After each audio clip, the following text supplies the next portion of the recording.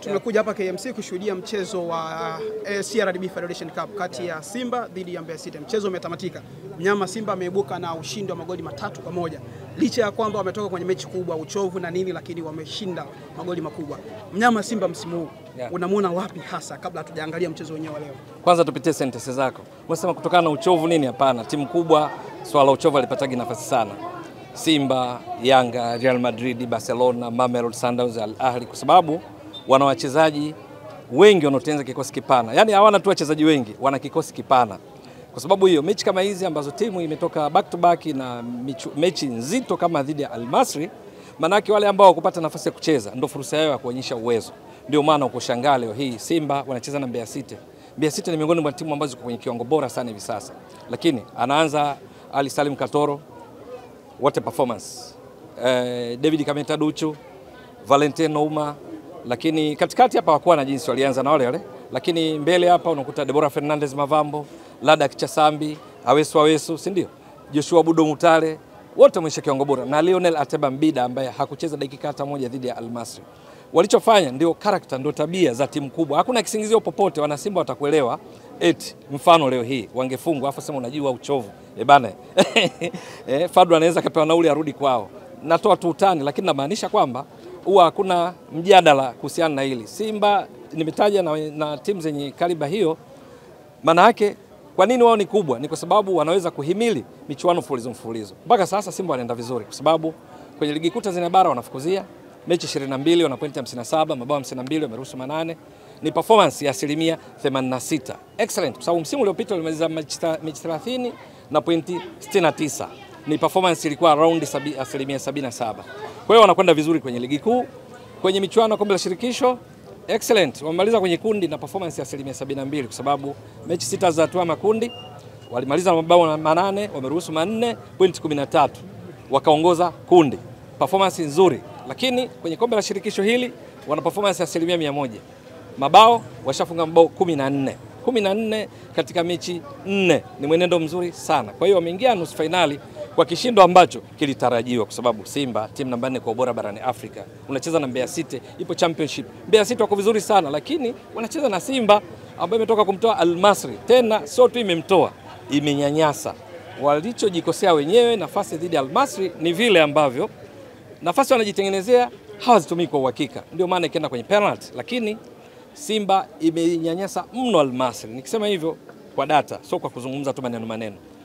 Simba mechi 2 na Al Masry imepiga mashuti 42. Sio kazi ndogo, sio? Lakini ya kulenga lango mashuti 14. Sio? Umiliki wa mpira kwa Mkapa ilikuwa nadhani 73. Kule Misri pia Simba ilikuwa juu. Ilichokikosa ilikuwa ni kuweka mpira wavuni. Lakini kwenye mikwaju ya penalty excellent. Swali lako lilikuwa la mtego. Unaonaje kiwango? Sio? Nimeshalisahau, lakini kwamba performance nzuri ambayo ina deserve, inastahili kulingana na wachezaji walionao. Benchi la ufundi la kocha Fadlu Davis leo wakapata tena ushindi. Lakini pamoja na mambo mazuri yote, kuna maeneo ambayo wanapaswa kufanyia kazi. Leo hii mpaka mechi inakamilika, Simba umiliki wa mpira overall ulikuwa 59 kwa 41. Mashuti wamepiga 19, 6 on target, wamefunga mabao 3. Mbeya City mechi nzima wamepiga mashuti 4, shuti moja on target dakika 22, lile la Mudathir ambalo pana kitu pale cha kujifunza. Shamu Karabu na Abdulrazak Hamza, kwa sababu ni pair ambayo haijacheza mechi nyingi, wote tunajua. Walicheza vizuri sana dhidi ya Al Masry. Leo hii walikuwa tested kwa sababu timu inaumiliki zaidi mpira, matarajio muda mwingi inakuwa karibu na mstari wakati wa uwanja. Wao walikuwa sehemu sahihi kukabiliana na mashambulizi ya kushtukiza. Ndio mtego ulikuwa kocha Malale 50, imepigwa ndefu. Katika kutumana sasa nani atangulie alafu nani amalizie, kwa sababu kuna principles za kuzuia, si ndio? Kuna ambayo mtu anaenda anapiga pressure, kuna delay, kuna cover. Sasa Abdulrazak Hamza na Shamu Karabu watakuwa wamejifunza kitu kitawasaidia katika mechi zijazo, ikiwemo dhidi ya Stellenbosch, kwa sababu walijichanganya. Matokeo yake ilipigwa chenge, imewapiga kama wachezaji wote wawili, alafu akafunga bao zuri na mguu wa kushoto Mudathir. Ndio mechi nzima hiyo, shuti moja la kulenga lango, lakini wao mashuti 19, lakini wameshinda mabao 3. Excellent. Unaweza ukawabana Simba na nafasi walizotengeneza hawakuzitumia kwa usahihi. Kwa sababu gani? Nakutajia tu mfano. Baada ya kipindi cha pili kuanza, dakika 48, Lionel Ateba Mbida alipata nafasi yeye na kipa Hashim Musa akakosa. Dakika ya 53 kwa yeye alikuwa ni Awesu, yeye na goli. Kama ule mpira unakumbuka ule ulikuwa wa juu, ule ulikuwa kwa kiwango na uwezo wa Aweso hamna asiyeujua. Fundi sana. Pale ingetulia tu ni kamba. Dakika 59 Lionel Ateba Mbida kamfinya David Mwasa namba 15 nahodha. Yeye na kipa sasa shamfinya mtu yeye na kipa ndani ya 6 yards kama sikosei. Kapiga shoot mtoto, ilikuwa ni kama back pass ambalo Hashim Musa kauokota. Unakumbuka vizuri ile tukio? Dakika 59. Dakika ya 70 Lionel Ateba Mbida.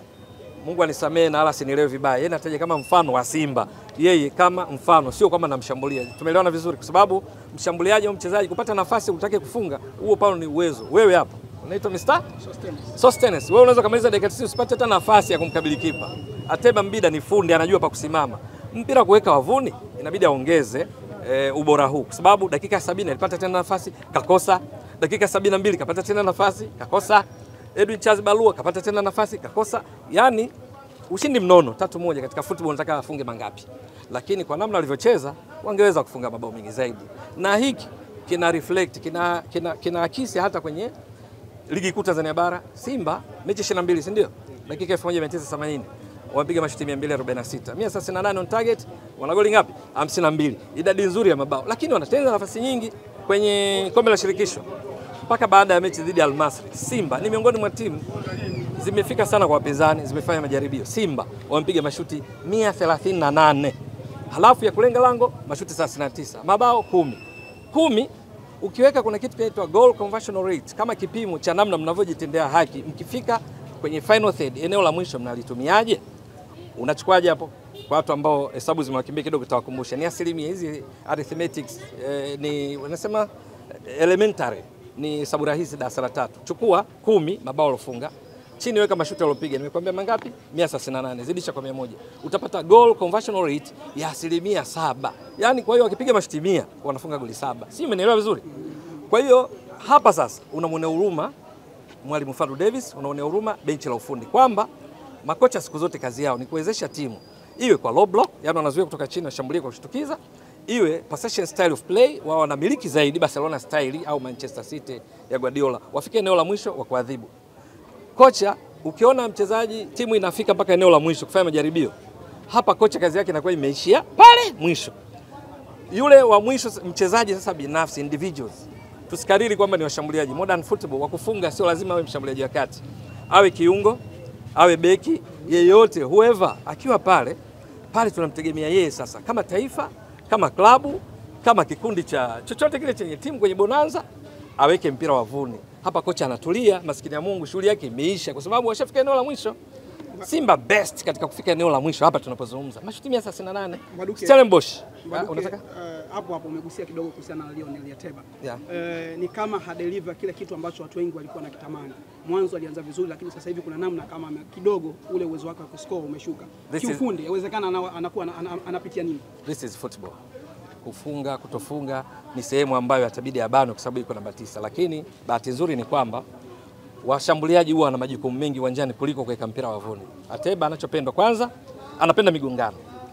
Anaweza kuwatoa kwenye mstari mabeki wawili wakati wa timu pinzani, halafu akaja Joshua Budo Mutale, akaja Jasha Ahua, akaja Kibu Dennis Prosper, akaja Elim Panzu Kibisawala, akaja Fabrice Lwambangoma, Deborah Fernandez Mavambo, akatumia nafasi wakati Lionel Ateba Mbida namba 13 mgongoni, sio? Amewachukua mabeki watatu, mabeki wa kati wawili. Hilo ni jukumu lakini ni secondary. Primary jukumu ni kuweka mpira wavuni. Bahati mbaya makocha waangalie kile unachoangalia wewe. Wewe unaangalia mabao. Leo Ateba Mbida mabao 4 ya penalty moja kakosa, si ndio? Lakini mwalimu pengine angalie hilo tupo, anaangalia na mchango mwingine ambao unasababisha timu inapata fursa kuweka mpira wavuni. Nadhani hapa nimejibu vizuri. Swali lingine la mwisho. Yes. Kwa namna ambavyo Mbeya City amecheza leo dhidi ya Simba. Yeah. Yupo kwenye sehemu nzuri championship kupanda ligi kuu. Ndio, nafasi ya pili. Uwezo ambao umeonyesha leo. Yawezekana yuko tayari kuja kupambana msimu unaokuja kwenye NBC Premier League. Acha ukorofi, bwana shapanda. Ila ana nafasi nzuri ya kupanda. Yuko sehemu nzuri. Yes, wanaweza kwa sababu kumbuka wamecheza na Simba ambayo ni timu ya 4 kwa ubora barani Afrika tunapozungumza, wana alama 43. Yaani Simba kwa ubora barani Afrika, klabu za mpira wa miguu zote unazojua wewe, kwa sababu custodian wa mpira wa miguu ni nani? CAF. Kwa taratibu za CAF kuangalia performance ya misimu 5 iliyopita, ya kwanza Al Ahly, si ndio tunajua vizuri, point 78. Ya pili Mamelodi Sundowns wana point 57. Ya tatu Esperance de Tunis ina point 57, lakini taratibu za CAF pointi zikilingana, yule score aliyepata pointi hivi karibuni zaidi ndo anakuwa juu kuliko mwingine. Mamelodi ndo alomtoa Esperance de Tunis. Kwa ukitoa hizo timu inaofuatia Simba, Mbeya City, Wagonga Nyundo wako championship, sawa, wanafanya vizuri, wako nyuma ya Mtibwa Sugar, mwenendo mzuri, si ndio? Wamefunga mabao 56, sio? Mabao 56 manake wanafunga bao kila baada ya dakika 45 na sekunde 48. Sawa? Lakini wakutana na Simba, of course Mbeya City na wachezaji ambao wana uzoefu kwenye ligi kuu Tanzania bara. Na ndio maana kuna wengine walipocheza na Mbeya City iliwapalia kwa sababu wale jamaa kikosi kimeanza leo zaidi ya 50% ni wazoefu kwenye ligi kuu. Unamjua Peter Mwalianzi, unamjua Daniel Lukandami. Na kutajia tu mfano, unamjua Mwasa yule nahodha namba 15 mgongoni. Wako wengi tu ambao wana experience na ligi kuu. Lakini wakutana na Simba ambayo iko kwenye kiwango bora. Kwa hiyo walichofungwa mpango kazi wa Mwalimu Malale 50 ulikwenda vizuri, lakini sasa wanacheza na Simba ambayo huwa it keep asking katika dakika 90 inamiliki mpira wako, wanapiga. Matokeo yake kwa uchezaji ule ikitokea wamepanda ligi kuu Tanzania bara, tutegemee ushindani wa kutosha. Mbeya City wako vizuri. Usiwahukumu kwa sababu leo wamefungwa 3-1. Al-Masri kafungwa kwa penalty, lakini mpira alimilikiwa sana. Lakini kuna timu inaitwa CS Constantine. Na kutajia tu mfano ukuuliza. CS Constantine ni wana nusu finali kombe la shirikisho.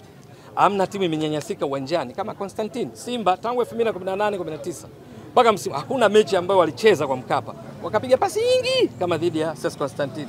Pasi 638 afu wakapiga goli 2. Mbeya City naona walionyesha kiwango kizuri, isipokuwa nao wakafanyia kazi. Ukicheza kwa low block unazuia kutokea chini.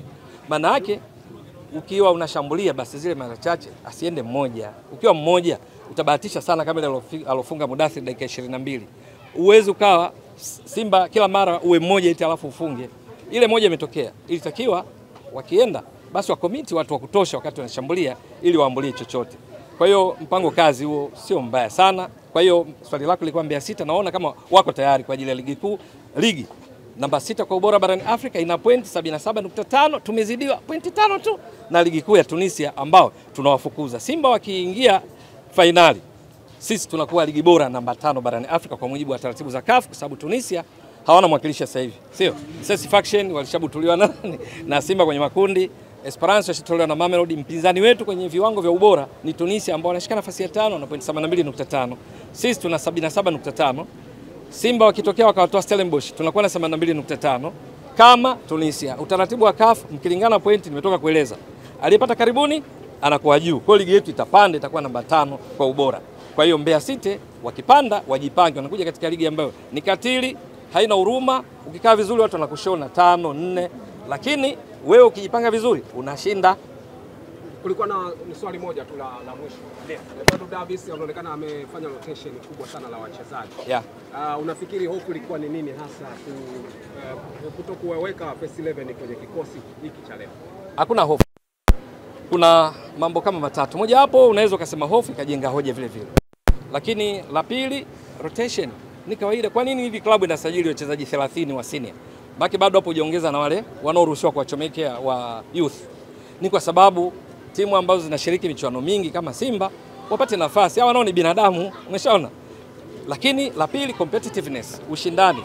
Kama mchezaji huyo kwenye shirikisho CAF yeye anaanza. Kwenye ligi kuu Tanzania bara yeye anaanza.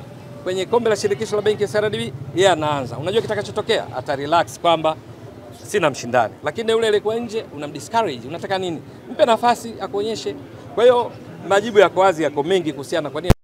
Lakini Simba kama zilivyo timu kubwa nyingi, hakuna nafasi ambayo anasajiliwa mchezaji wiki. Wote wana ubora, ila bahati mbaya kwenye kupanga kikosi kwenye mpira wa miguu huwa wanaanza wachezaji 11, wakikupa matokeo mara nyingi wanacheza wao. Haimaanishi kwa mfano Duchu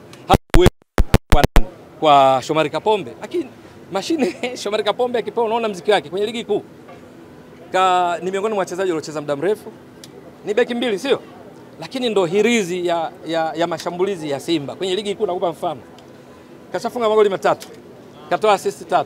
Baada ya kupiga mashuti 8, 5 on target, kasababisha penalty 4. Jumla kachangia magoli mangapi? 10. Haujanisikia vizuri? Ni beki huyu. Sasa unafanyaje sasa? Mimi umpange tu. Lakini baadhi ya mechi ambazo mwingine apata nafasi unamwanzisha kwenye kikosi bora cha CAF. Kapombe yuko namba 2, performance ya 81%, ana 8.1. Simba imetoa wachezaji 7, Kapombe yupo. Fadlu Davis wewe unafanyaje kama kwenye kikosi bora cha Afrika cha CAF kwenye raundi ya yani ule wanaita mkondo wa pili wa round wa kufuzu kwa nusu finali. Nimeweka vizuri, sijui ni mechi za robo finali. Kuna ile ya kwanza, ya pili. Hii ya pili wachezaji bora 11, 7 baadhi ya vyanzo vinawatoa Simba. Kapombe yupo, wewe ndo kocha. Kama kwenye kafu yeye ndo anapata namba. Wewe unafanyaje kama mzima Kapombe? Baba Esther.